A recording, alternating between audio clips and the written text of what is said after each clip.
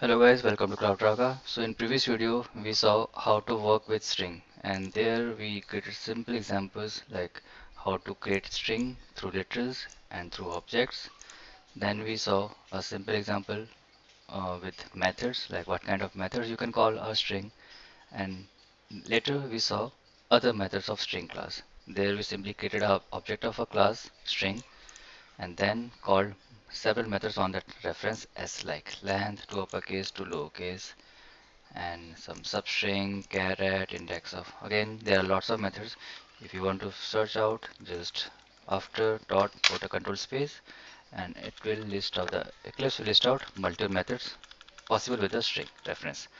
So the next question is, once you create string, where that gets stored, right?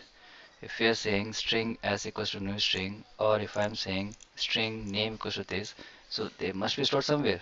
Only then you can possibly call these methods on it. So the answer is string constant. But this string constant works with when we are using string literal. So when we are using string literal, that value stored into this constant pool. So what happens and where this memory created? So there is a space in Java memory. In this thing we call that heap memory. So in this heap memory, the variables, it's a big space where objects get stored. Inside this heap memory, there is a space. Let's create this. This is a string constant pool somewhere in this heap memory. It's a dynamic allocated memory. So for now, let's understand this. There in not memory, it's string constant pool. So every time you create any string literal, it goes inside the string constant pool. So how it acts? What's the impact? So let's suppose if I create string name, let's take it from the code. So copy it and paste it. Okay, so what I just did, I have created a string literal name and the value is CloudRaga. So this value